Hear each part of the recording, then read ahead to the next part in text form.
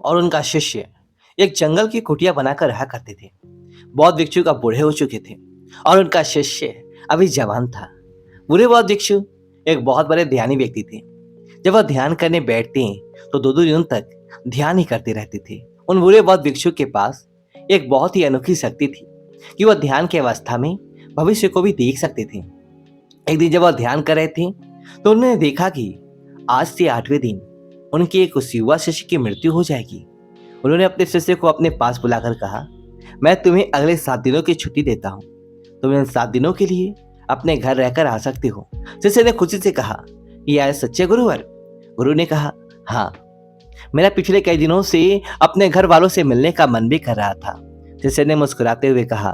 गुरु ने कहा, ठीक है, तो अब जा सकते हो, लेकिन याद रहे 8वें दिन के शाम होने तक तुम्हें यहाँ वापस पहुंचना है। शिष्य ने हमें हिस्सा हिलाते हुए कहा, ठीक है गुरुवर, मैं पहुंच जाऊंगा, लेकिन आप अपना ख्याल रखिएगा। अब आप बूढ़े हो चुके हैं, इसलिए आश्रम का कोई भी काम हो उसे मेरे लिए छोड़ देना। मैं वापस आते ही उसे कर दूंगा। इसके बाद शिष्य गुरु का आशीर्वाद देकर पहाड़ी से नीचे उतर गया। बिना यह देखे कि गुरु की आंखों में अपने शिष्य को खोने का डर था। शिष्य के गांव के रास्ते पर एक नदी पड़ती थी। उस नदी के किनारे चींटियों का एक हिल था, जहां लाखों चींटियां थी। उनमें से कुछ चींटियां लगातार हिल के अंदर जा रही थी और कुछ बाहर आ रही थी, जिसमें से कुछ चींटियां एक दूसरे से टकरा जाती और फिर अपना रास्ता बदल लेती। यह सब देख उस शिष्य को बड़ा आनंद आ रहा था। वह कुछ देर तक वहीं खड़ा रहकर उन चींटियों को देखता रहा। फिर अचानक उसका ध्यान नदी की तरफ गया। उसने देखा कि नदी का पानी धीरे धीरे बढ़ रहा है, जिससे उठने वाली लहरें चींटियों के हिल के पास तक पहुंच सकती है, जिसकी वजह से ये लाखों चींटियां बेवजह मारी जाएंगी। यह सोच उसने तुरंत ही अपने ऊपर के कपड़े उतारे और उसने मिट्टी भरकर चींटियों के हिल के चारों तरफ एक घेरा सा बना दिया। साथ ही उसने बड़ी कलात्मक तरीके से मिट्टी को काटकर एक छोटी सी नाली बना दी, ताकि लहरों से आने वाला पानी नाले के माध्यम से वापस नदी में चला जाए। इसके बाद वह नदी पार कर अपने घर चला गया। घर पहुंचने के बाद उसके 8 दिन कब बीत गए उसे पता ही नहीं चला। 8वें दिन उसे याद आया कि आज शाम तक तो गुरु ने आश्रम में वापस लौटने का आदेश दिया था। उसने उस रात ही अगले सुबह आश्रम के लिए निकलने के हेतु सारी तैयारी कर ली थी। सुबह होते हुए आश्रम के लिए निकल पड़ा। उसे उम्मीद थी कि वह शाम होने से पहले आश्रम वापस पहुंच जाएगा। शाम हो चुकी थी।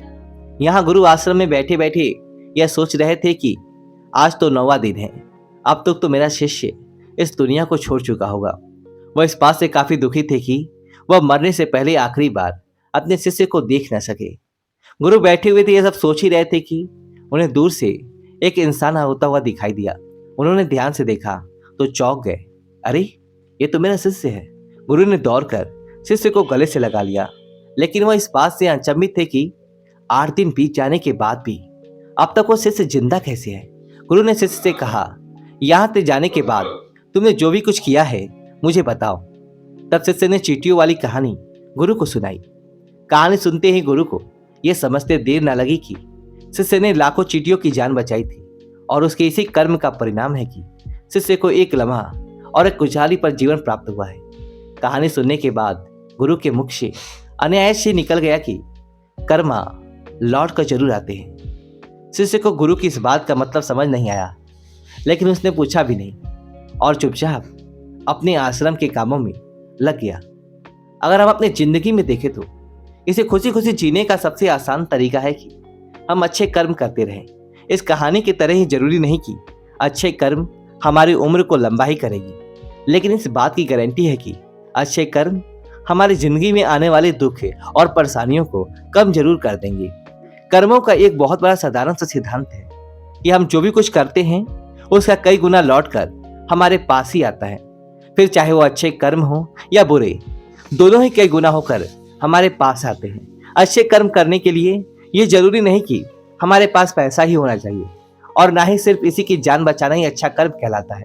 किसी असहाय की छोटी सी मदद करना भी अच्छा कर्म है। किसी डिमोटिवेट इंसान को मोटिवेट करना भी अच्छा कर्म है।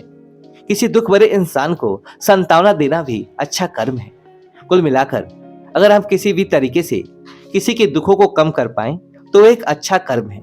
और जैसे गलत कर्म करने से हमें बुरा लगता है और दुख भी होता है, ठीक उसी तरह अच्छे कर्म करने से हमें सुख की अनुभूति भी होती है। इसलिए अगर हम जिंदगी में खुश रहना चाहते हैं तो हमें आज से ही दूसरों के दुख दर्दों को कम करने की कोशिश शुरू कर देनी चाहिए और हम देखेंगे कि हमारी लाइफ अपने आप ही खुशियों से भर जाएगा। दोस्तों, आपको वीडियो को लाइक करें, कमेंट बॉक्स में कमेंट करें और दोस्तों के साथ शेयर करें, हमारा चैनल सब्सक्राइब करें। धन्यवाद दोस्तों।